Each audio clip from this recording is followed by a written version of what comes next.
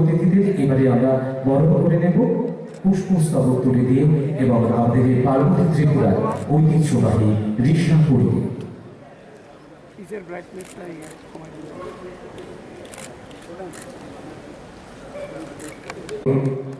ঐতিহ্যবাহী আমাদের এই পার্বতী ত্রিপুরার ঋষা পরিয়ে আমরা বরণ করে নেব মঙ্গল প্রদীপ প্রজ্বালনের মধ্য দিয়ে।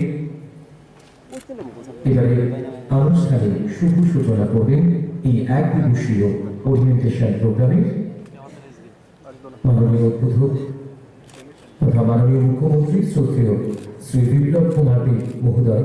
সঙ্গে রয়েছেন আজকের অনুষ্ঠানের সম্মানিত অতিথি তথা মাননীয় মন্ত্রী শ্রদ্ধেয়া শ্রীমতী শান্তনা চাকমা মহোদয়া, রয়েছেন অন্যান্য বিশিষ্ট জনেরা।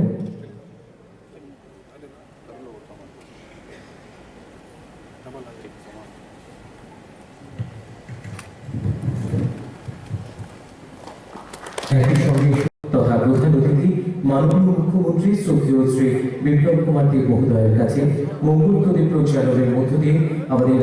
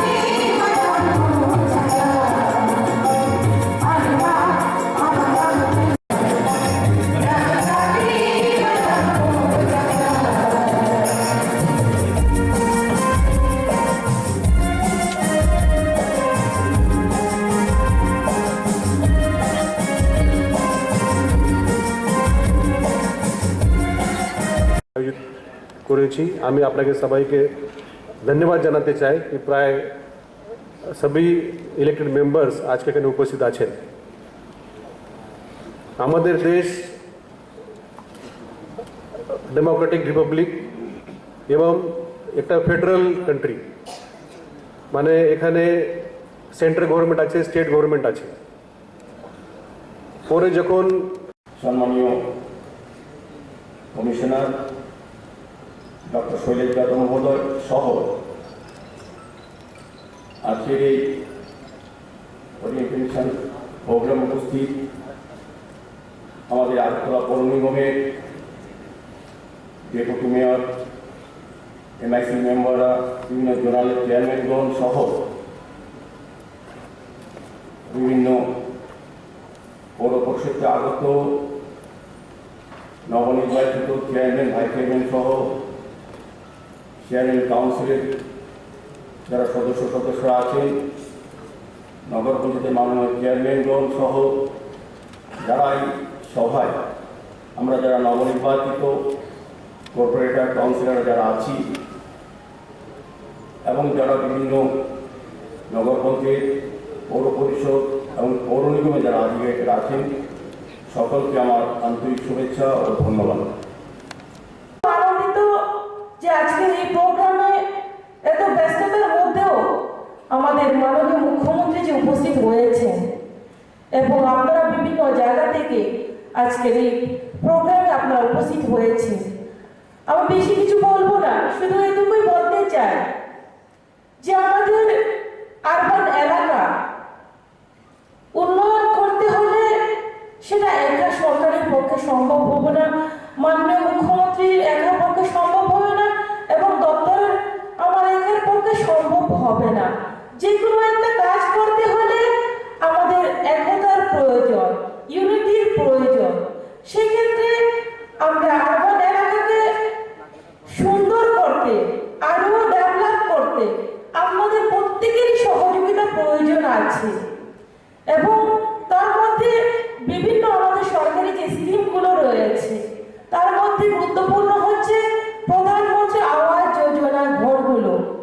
সেগুলো বিশেষ করে যারা আপনারা ইলেক্টেড বিভিন্ন মেম্বারের বিভিন্ন দায়িত্বে যারা রয়েছে, তো আপনাদেরকে উদ্দেশ্য করে আমি বলবো যাতে করে এই দ্রুত গতিতে আমরা সেই ঘরগুলো কমপ্লিট করতে পারি, যাতে আরো আমাদের আরবান এলাকাতে নতুন ঘর আসতে পারে এবং নতুন কিছু আরো আমরা পেতে পারি। তার জন্য আপনাদের কাছে অনুরোধ থাকবে প্রত্যেকটা ইলেক্টেড মেম্বাররা যারা রয়েছে বিভিন্ন দায়িত্বে আপনারা সেই দিকে নজর রাখবেন। তো আমি বলতে চাইবো, যেহেতু মাননীয় মুখ্যমন্ত্রী যে উপস্থিত রয়েছেন, ওনার সামনে আমি আপনাদেরকে প্রশ্ন করব, বলতে চাইবো যে আপনারা পারবেন তো সেই ঘরগুলো কমপ্লিট করতে? যদি পারেন তাহলে আপনারা হাত তুলুন, যারা ইলেক্টেড যারা রয়েছে, পারবেন তো? আপনারা জানেন এই আরবান ডিপার্টমেন্ট, ডেভেলপমেন্ট ডিপার্টমেন্ট, নগর উন্নয়ন দপ্তর, এটা কিরণজিৎ সাহেব মহোদয় বলেছেন আলোচনায় যে এটা পূর্বে ছিল লোকাল সেলফ গভর্নমেন্ট। 1991 সাল থেকে আমাদের নগর উন্নয়ন দপ্তর তার পথ চলা শুরু করেছে, কিন্তু এটা বাম বিরোধী জমানায় শুরু হয়েছিল। তারপর কিন্তু বাম পরিচালিত সরকার সেটাকে প্রকৃতপক্ষে কাজ করার সুযোগ দেয়নি তাদের রাজনৈতিক কারণে। এতে বঞ্চিত হলেন সাধারণ লাভবান কিছু গুটি কয়েক তাদের স্থাপক যারা ছিলেন তারা।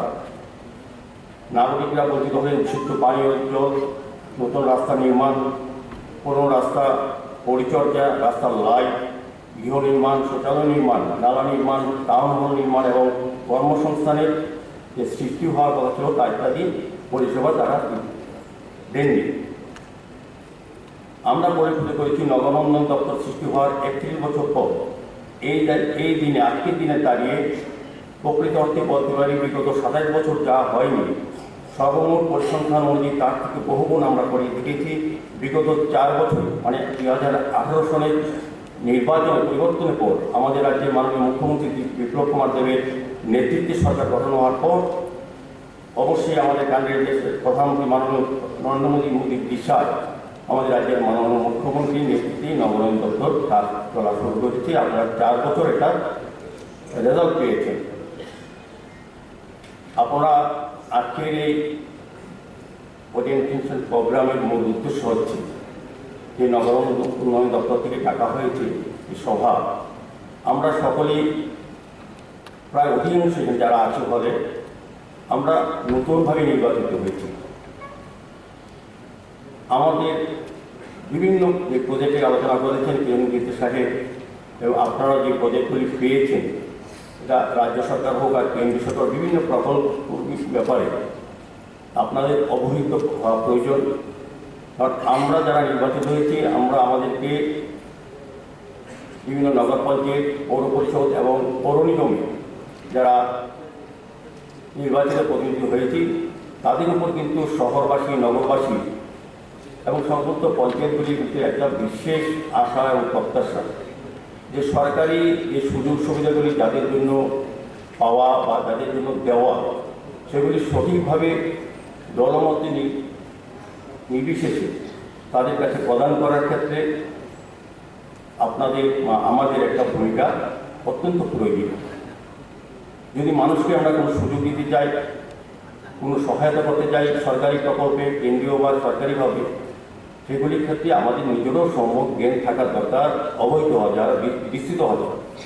মানুষকে বোঝাতে হবে, মানুষকে পাইয়ে দেওয়ার জন্য যা যা সরকারি বাধা বা বিপত্তি অনেক সময় হয়ে ওঠে সেগুলি কীভাবে ওভারকাম করা যায়, সরকারের সঙ্গে কথা বলে সরকারের সঙ্গে আলোচনা করে যাতে গরিব অংশ যাদের জন্য যে স্কিম আছে সেই স্কিমগুলি যাতে মানুষের কাছে পৌঁছে দেওয়া যায় সেই কাজ হচ্ছে আমাদের। কাজে আমরা যারা নতুন নির্বাচিত হয়েছি অনেকেই আমাদের বলবো তো আমাদের এই সম্বন্ধে ততটা অভিজ্ঞতা নেই। কাজে সেই অভিজ্ঞতা সঞ্চয়ের জন্য আজকে সারাদিন ব্যাপী কিছুটা প্রশিক্ষণ হবে, ক্লাস হবে। বিভিন্ন আধিকারিকরা যারা এই স্কিমগুলি সম্বন্ধে বিশেষভাবে জানেন তারা আমাদেরকে বুঝিয়ে দেবেন যাতে পরবর্তী সময় আমরা যার যার এলাকায় যার যার ওয়ার্ডে যারা যারা যা প্রাপ্য তা যাতে সরকারি সহযোগিতা সরকারি সাহায্য তাদের হাতে পৌঁছে দিতে পারে, এটাই মূল উদ্দেশ্য।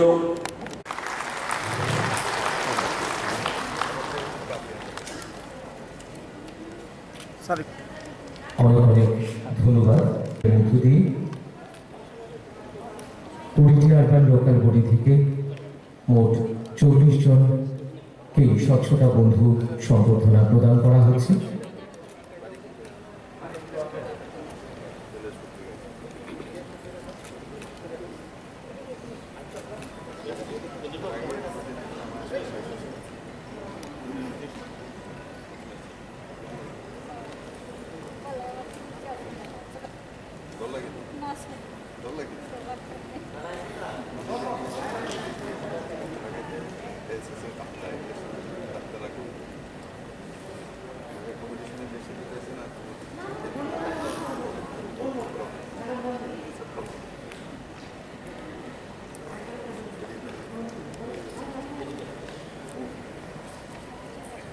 স্বচ্ছতা বন্ধু সম্বর্ধনা প্রদান করা হচ্ছে উত্তরীয় পড়িয়ে এবং সেই সঙ্গে সার্টিফিকেট অর্থাৎ অভিজ্ঞানপত্র তুলে দিয়ে এই সম্বর্ধনা প্রদান করছেন। নাম ঘোষণা করছি, আপনারা চলে আসুন। সোনামুড়া নগর পঞ্চায়েত থেকে Sima Chandrapal, Mother Teresa SHG, Belonia municipal council থেকে সঞ্জু রানী সরকার সাহা, বিপদনাশিনী এসএইচজি, সাধু নগর পঞ্চায়েত থেকে রূপসী দাস, অগ্নিবীণা মহিলা কল্যাণ সমিতি, উদয়পুর মিউনিসিপ্যাল কাউন্সিল থেকে স্বচ্ছতা বন্ধু আফিয়া বিবি, আশার আলো এসএইচজি এবং কমলপুর নগর পঞ্চায়েত থেকে কল্পনা দেবনাথ, স্বচ্ছতা বন্ধু কল্পনা দেবনাথ, নবান্ন এসএইচজি। প্রথমেই আমাদের আজকের অনুষ্ঠানের মাননীয় উদ্বোধক মাননীয় মুখ্যমন্ত্রী শ্রদ্ধেয় শ্রী বিপ্লব কুমার দেব মহোদয় প্রথম এই 10 জনকে স্বচ্ছতা বন্ধু সম্বর্ধনা প্রদান করছেন এবং একই সঙ্গে অনুরোধ রাখবো প্রেক্ষাগৃহে যারা রয়েছেন প্রত্যেকে করতালি দিয়ে ওনাদেরকে অভিনন্দিত করবার জন্য। অনেক অনেক ধন্যবাদ।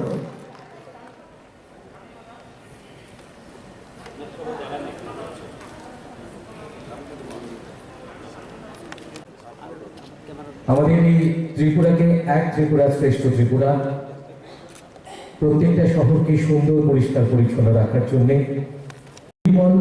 Melaghar SHG Melaghar municipal council থেকে স্বচ্ছতা বন্ধু শিউলি সূত্রধর, স্বচ্ছ Melaghar SHG Dharmanagar municipal council থেকে স্বচ্ছতা বন্ধু Rekha Nath, Mamata SHG Khowai municipal council থেকে স্বচ্ছতা বন্ধু Gita Debnath, Shyamaprasad SHG Kumarghat municipal council থেকে রত্না দাস, স্বচ্ছতা বন্ধু রত্না দাস, হীরা এসএইচজি বাজার মিউনিসিপাল কাউন্সিল থেকে স্বচ্ছতা বন্ধু Sushma Das, Titas SHG Shantibazar municipal council থেকে মাধুরী চক্রবর্তী, স্বচ্ছতা বন্ধু সোমা দেবনাথ সূত্রধর ফ্রম সাথী জিরানিয়া নগর পঞ্চায়েত থেকে স্বচ্ছতা বন্ধু শ্রীমতী মলয়া দাশগুপ্ত ফ্রম সৌরভানন্দ এসএইচজি জিরানিয়া নগর পঞ্চায়েত থেকে মনিকা দাস, স্বচ্ছতা বন্ধু মনিকা দাস ফ্রম আশীর্বাদ এসএইচজি। প্রত্যেকের কাছে অনুরোধ রাখবো করতালিতে মুখরিত হোক আমাদের প্রেক্ষাগৃহ। আরবান লোকাল বডি থেকে মোট 24 জন স্বচ্ছতা বন্ধুকে এখানে স্বচ্ছতা বন্ধু সম্বর্ধনা প্রদান করা হলো। আপনাদের প্রত্যেককে আরো একবার অনেক অনেক অভিনন্দন।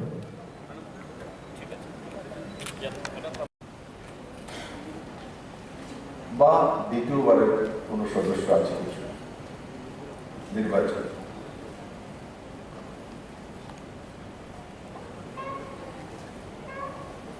আরবান ডেভেলপমেন্টে কি কি কাজ হয়,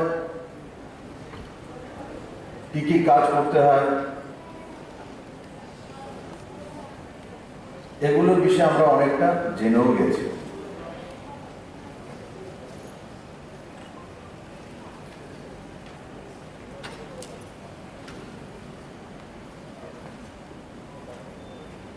কাজ করার নিয়ম আমরা জানি কি, সেটা হচ্ছে প্রথম প্রশ্ন। যেমন এখানে আমরা কার্যক্রম শুরু করার সময় দিয়া প্রজ্বলিত করেছি। তো আমি অনেক কার্যক্রমে যাই, তো অনেক সময় দেখা যায় যে আমাকে আগে অ্যানাউন্সমেন্ট করে দেবে যে মাননীয় মুখ্যমন্ত্রী ইনগরেটর এই কার্যক্রমে ওনার করকমল দ্বারা প্রদীপ উজ্জ্বলনের জন্য ওনাকে আহ্বান করছি। যাওয়ার পর আমাকে গিয়ে দাঁড়িয়ে থাকতে হয়, মোমবাতি নিয়ে ওখানে দৌড়ঝাঁপ শুরু হয়, কেউ মেজবাতি জ্বালাচ্ছে। অনেক সময় তো এমনও হয় যে মাচিস বা কোনো লাইটার একে অপরের দিকে তাকাচ্ছে করছে। আবার অনেক সময় কার্যক্রমে এমনও হয়, যেমন আজকে কার্যক্রম হচ্ছে তো ক্যান্ডেল জ্বালানো ছিল, হাতে দিয়েছে, আমরা প্রদীপ উজ্জ্বলন করেছি। আজকেও প্রদীপ উজ্জ্বলন করেছি। আবার যেটা বললাম এটাও প্রদীপ উজ্জ্বলন হয়, এটাও কাজ হয়েছে, ওটাও কিন্তু কাজ হয়েছে, দুইটার মধ্যে তফাৎ আছে, দুইটার মধ্যে তফাৎ আছে।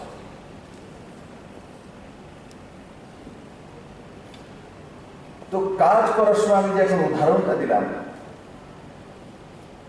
কি হওয়া উচিত, হওয়া উচিত এটাই, যেটা আজকে যেটা করেছে সঠিক হয়েছে, যে মুখ্যমন্ত্রীকে ডাকার আগে কেউ মোমবাতি ধরিয়ে দাঁড়িয়ে দিতে হবে বা একটা দিয়া জ্বালিয়ে সাইডে থাকতে হবে। যেই মাত্র উনি সামনে এসেছেন ফটাফট ওনার সামনে রাখতে হবে। আর ওনাকে দাঁড় করিয়ে ম্যাচের চালানো, লাইটার ঝুন্ডা, মোমবাতির ঝুন্ডা, তারপর তো জ্বলবে, কিন্তু সেটা কাজের পরিভাষা নয়। কাজ তো হয়েছে, কিন্তু এটা কাজের পরিভাষা না। বিপ্লবদের আর নরেন্দ্র মোদী এইভাবে কাজ করে না। এগুলো পুরনো সরকার ছিল। আমি মাঝে মাঝে বললে প্রাক্তন মুখ্যমন্ত্রী একটু গর্জে ওঠেন, সবটাই কি বিপ্লবদের করেছে? প্রধানমন্ত্রী বলে সব করে দিয়েছে, আমিও তো করেছি না। কি করে? আপনার আমার করার মধ্যে তফাৎ রয়েছে। আমি চাই যখন যাবে তো মোমবাতি ধরানো থাকবে, ফটাফট জ্বলবে, সেটা হচ্ছে আমার স্টাইল। আপনাদের স্টাইল ছিল যে মোমবাতি ঢুনবে, কেউ ম্যাচে ঢুনবে, তারপর মোমবাতি জ্বালাবে, তারপর জ্বলবে। এটা আপনাদের স্টাইল। আপনিও কাজ করেছেন, আমিও কাজ করি। আমাদের সরকার কাজ করে, আপনার সরকারের কাজ করেছে, দুইটার মধ্যে তফাৎ হচ্ছে।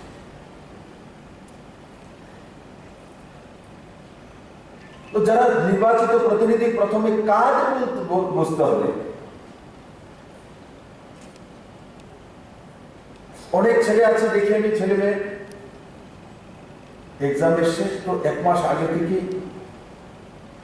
ঘরে বসে আছে, পড়াশোনা করছে। বেনের বেনের বেনের বেনের তার বাড়ির সামনের দিকে সাউন্ড শোনা যায় যে পড়ছেই পড়ছে। সমস্ত পাড়ার মানুষ জেনে যায় যে একজন পড়াশোনা করতেছে, সারাদিন পড়তেছে 8 ঘন্টা। রাত্রিবেলা মা যদি বলে ঘুমোতে আসো, ঘুমায় না, মা এক্সাম নিয়ে করছে। আবার অনেক ছেলে মেয়ে আছে যে প্রথম দিন থেকেই পড়াশোনা করে, ভেরি ফার্স্ট অ্যাডমিশন নেওয়ার পর থেকে, হয়তো হাফ এন আওয়ার। এক্সাম যখন এসছে 1 মাসে হয়তো সে হাফ এন আওয়ারের জায়গায় 1 ঘন্টা পড়ছে। আমাদের পাড়া প্রতিবেশী কি বলবে যে এক্সামের সময় 1 ঘন্টা পড়ছে, তাকে দেখলে আচ্ছা দেখো ছেলেটা 10-এ পড়ে এক্সাম আছে, দেখো রাস্তার দিকে পড়তে আসে। দেখুন বাড়ির সামনে সকালবেলাটা সকাল দিকে পড়তে আসে। আমি বাজারে যাওয়ার সময় দেখছি জানলাতে পড়তে আসে সাউন্ড। এখন যখন আমি বাড়ি ফেরত যাচ্ছি বাজার করে 3 ঘন্টা পর, তখন গিয়ে পড়ছে। বিপান ব্যক্তি ঈশ্বরচন্দ্র বিদ্যাসাগর হবে, রেকর্ড করবে, স্ট্যান্ড করবে। বাস্তবে কি হয়? বাস্তবে প্রথম দিন থেকে যে 8 ঘন্টা করে পড়ে এসেছিল, সেই স্ট্যান্ড করে, সেই লেটার মার্কস নিয়ে আসে। 8 ঘন্টা 10 ঘন্টা 1 মাস আগে পড়ে কেউ পড়তে পারে না। তাদের ওয়ার্ক স্টাইল, কাজ কিভাবে হবে, এগুলি লেখা আছে। কতটা প্রধানমন্ত্রী আবাস যোজনা ঘর, ইলেকট্রিফিকেশন কি হবে, ড্রেন কিভাবে হবে, কোন কোন জায়গায় যাবে, বাজেট কত, ড্রেন পরিষ্কার কিভাবে হবে, মেশিন কোথায়, ইলেকট্রিফিকেশনের তার কোথায়, ড্রিঙ্কিং ওয়াটার ব্যবস্থা কি, রোডের ব্যবস্থা কি, কোন রোড হবে, মার্কিং কে করবে, কালেকশন কে করবে, গার্বেজ কে নিয়ে যাবে, কে গিয়ে সেগুলোকে রিসাইকেল করার ব্যবস্থা করবে। এগুলো কি আপনি করতে পারবেন? জামানা বহু ফাস্ট হয়ে গেছে। আপনি যদি বলেন আমাকে 1 মাসের মধ্যে বলা হয়েছিল করা, দেখুন আমি করে দেখিয়েছি, हमसे बड़ा कौन है, कुछ नहीं किया। আপনি যদি সময়ের আগে শেষ করতে পারেন, তবেই নরেন্দ্র ভাই মোদীর সঙ্গে দৌড়াতে পারবেন, বিপ্লবদের সঙ্গে দৌড়াতে পারবেন। না হলে আপনি ডিসকোয়ালিফাই হবেন। প্রতিনিধি আসে যায়, প্রতিনিধি আসে যায়, প্রত্যেক 5 বছর ইলেকশন হয়। যারা ভেবেছিল অবৈধ, আমরাই প্রতিনিধি, আমরাই চালাবো ত্রিপুরাকে, কোথায় তারা? যারা 100 বছরের পরিকল্পনা করেছিল, কোথায় তাদের অহংকার? কোথায় তাদের কাউন্সিলর আছে? কটা কাউন্সিলর আছে? কখানা কাউন্সিলর আছে? যারা সত্তাসীন ছিল লম্বে সময়, পুরো ত্রিপুরাতে আমার মনে হয় 3 জন না কতজন কাউন্সিলর আছে, 3 জন, অনলি 3। কেন? আগে তো সবই ছিল মোটামুটি, অপোজিশনে গেলে 4-5টা কাউন্সিলর ছিল সারা ত্রিপুরাতে, বা 7-8টা, বেশি বেশি, সব তো তাদের কাছে ছিল। আজকে কেন নেই? কি কারণে? কারণ কি আজকে কাজের ধরন পাল্টে গেছে, মানুষ বোঝে যে এই ধরনের লোকদের দিয়ে কাজ করা যাবে না, এই ধরনের লোকদের দিয়ে কাজ করাবো না। আমাদের তো মোদির মানসিকতার লোক লাগবে, সময়ের আগে কাজ কমপ্লিট করার মতো ব্যক্তিত্ব চাই কাউন্সিলর। তবে কি আপনাকে গণবে, না হলে এই জোয়ারের মধ্যে অনেক আসে অনেক যায়, এই সমুদ্র।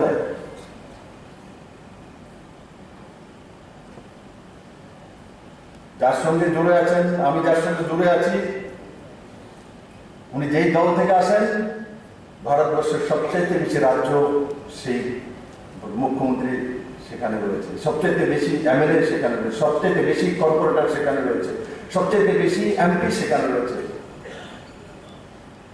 সমস্ত নির্বাচিত প্রতিনিধি ভারতবর্ষের মধ্যে হাইয়েস্ট যদি কারোর কাছে আছে, তো আমরা যে প্ল্যাটফর্ম থেকে আসি সেখানে রয়েছে।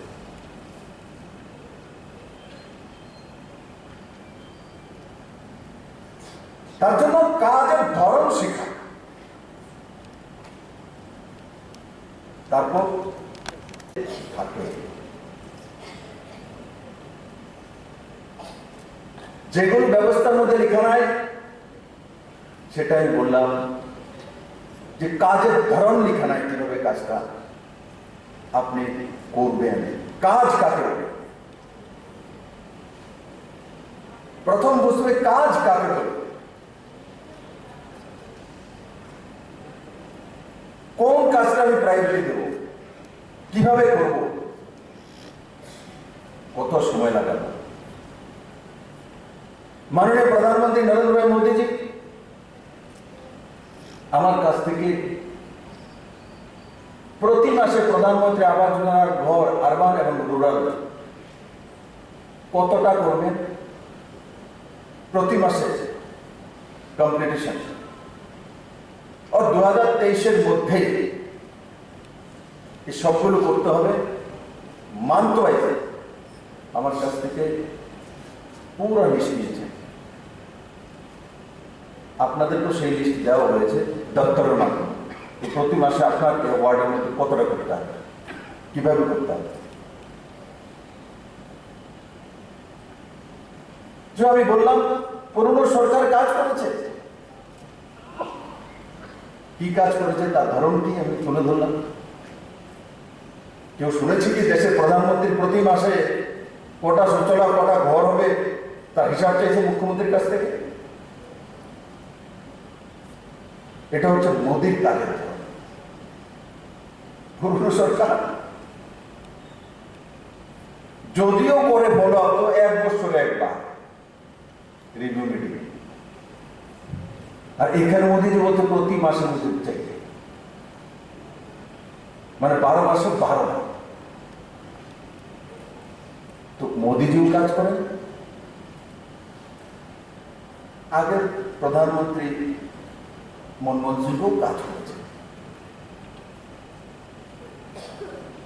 ওনাকে যদি 10 জনপদ থেকে বলা হতো তবে রিভিউ করতে,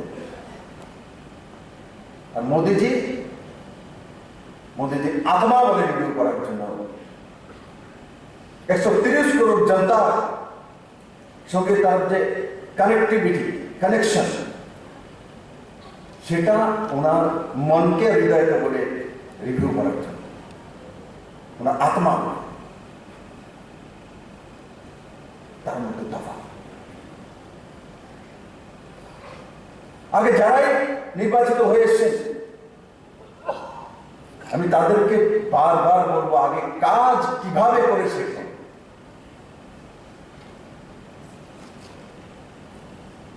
ড্রেন তো আমি বাজেটে দিয়েছি, তো স্মার্ট সিটিতে দিতে ড্রেন হলে তো হবে।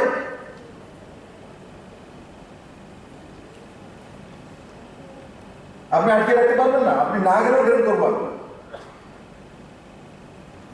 আগের যে যারা নির্বাচিত প্রতিনিধি ছিল আগরতলাতে কর্পোরেশনে বা বিভিন্ন জায়গায়, আমি তো কোনোদিন আমার বনমালীপুর আমার তো শহর এরিয়া, আমি তো কোনো কর্পোরেটরকে কোনোদিন বনমালীপুরতে হাঁটতে দেখিনি।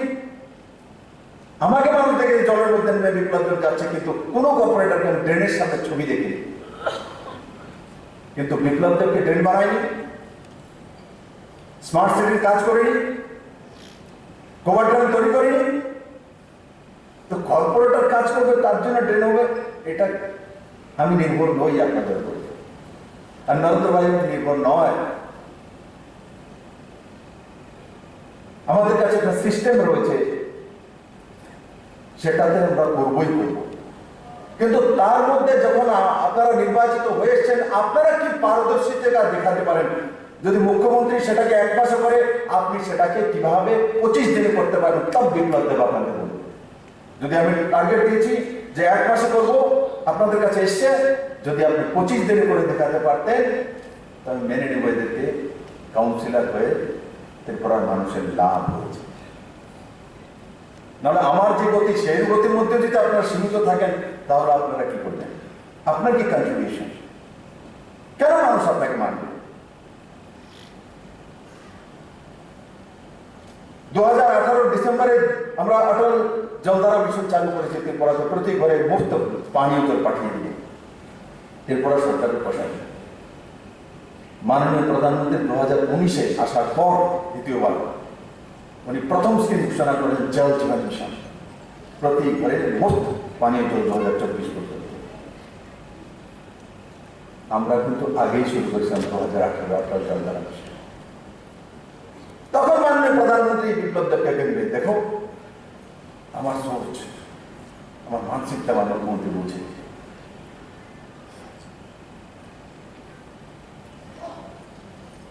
যখন প্রধানমন্ত্রী আবাস যোজনার ঘর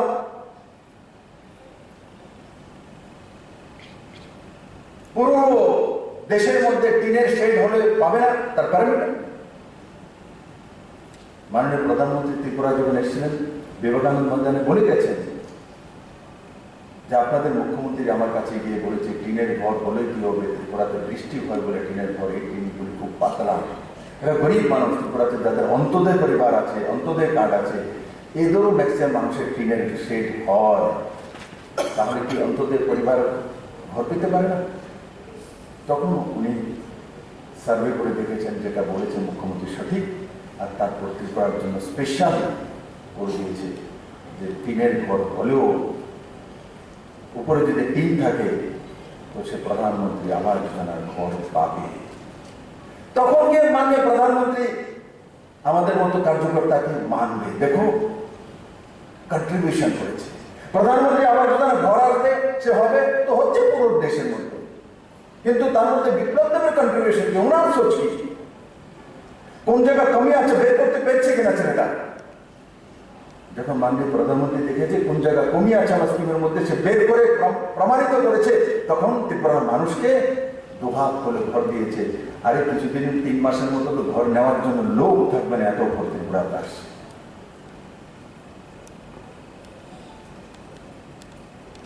Subscribe to Tripura Info and press the bell icon so that you never miss any latest updates and news on Tripura.